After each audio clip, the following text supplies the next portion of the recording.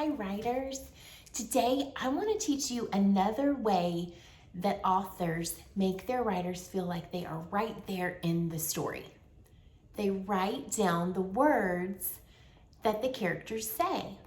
Do you remember when we read Shortcut by Donald Cruz and they were on the train tracks and the train went ooh, and all of a sudden they yelled, "Train coming, run!" And we felt like we were right there. Another author does this, Mo Willems. And you know Mo Willems from the Elephant and Piggy books and from the Pigeon books. So we're gonna look at this one real quick and we're gonna look for those speech bubbles, okay? We're gonna look for the characters saying words to each other. This one is The Pigeon Finds a Hot Dog by Mo Willems.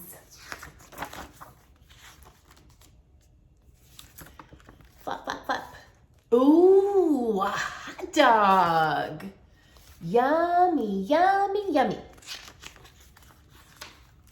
Ah. Scooty, scoot, scoot. May I help you? Is that a hot dog? Not a hot dog, my hot dog. Ah. I have a question.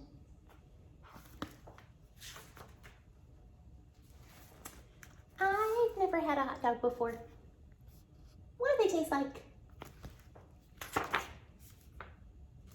Well, they are a taste sensation.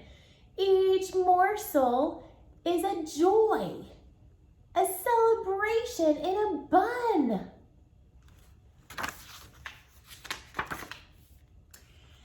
If you've never experienced the splendor of a hot dog, you should really wait a minute. I think he's a little suspicious that duckling has an idea that he's gonna get a bite of that. This hot dog is mine. I found it. Oh, of course. Enjoy.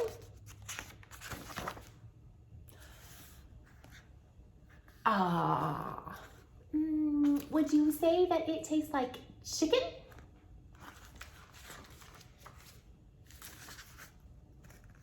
Can you believe this guy?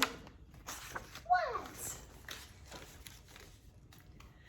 It just tastes like a hot dog, okay? Okay. So it doesn't taste like chicken then? And you can see he's just like, Oh, for Pete's sake. Hey, I'm a curious bird. That's it. It's my hot dog, right? Mine. This is unbelievable. Finders, keepers is what I say. I'm a curious bird. What do they taste like? Blah, blah, blah. Yeah, right. I can't take it anymore. What am I supposed to do? I think I've got an idea. Oh, and look at that. They made a compromise. You know, you're pretty smart for a duckling. Now, do you see how Mo Willems, the author, put these little speech bubbles in? The words are right here, and then you can tell whose mouth they're coming from. So I think that I want to do that in my writing today. I am going to try to use speech bubbles so I can write down what the characters are saying.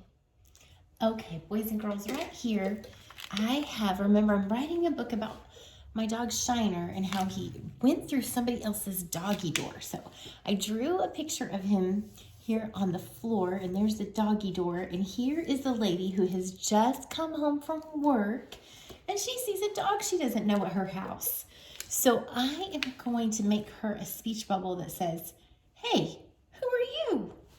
But I'm going to teach you an important secret to speech bubbles. Don't draw the speech bubble first, because if I draw my speech bubble first and then I start writing, hey, who, oh my goodness, look at that. I ran out of room. So you want to write the words first and then put the speech bubble around it so you know exactly how much room you need for your speech bubble, okay? So I'm going to erase that. And you know what? It's okay that I made a mistake. That's why I always write in pencil, because I make a lot of mistakes. It's okay that I made a mistake, but now that I noticed it, I can go back and I can do better and fix it, okay? I wouldn't have ever learned that trick if I hadn't done it the other way the first time at some point in my life, right? So she's going to say, hey, who are you?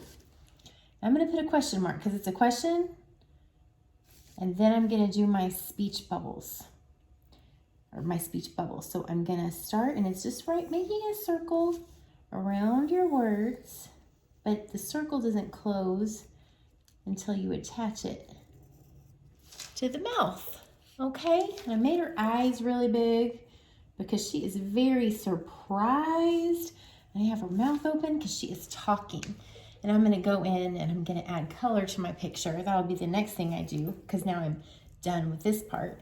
I'm going to do what we talked about. I'm going to reread it and touch each word. Hey, who are you? Okay, today during your writing time, you might like to do the same thing. You might like to go in and add the words that somebody in your story is saying and put a speech bubble around it. It's going to make your readers feel like they are just right there in the story with you.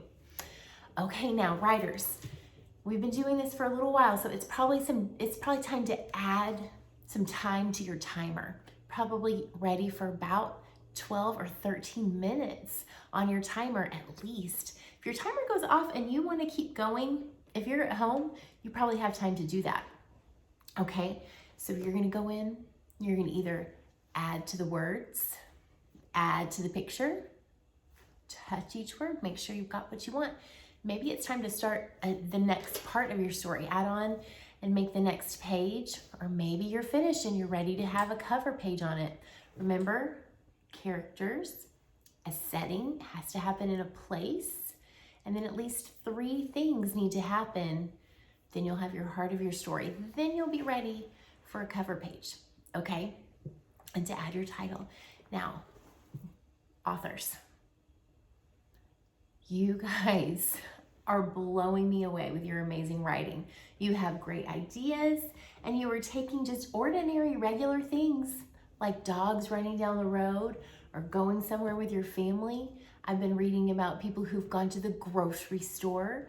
I've been reading about people who have climbed trees. I've been reading about people who went to aquariums and the beach. I've been reading about people who are telling me just about the toys that they're playing with at their house, going fishing, playing arcade games. You guys have all kinds of ideas. So I want you to go in, see if you can add some words to what your characters are saying, and make me so proud. Good job, writers.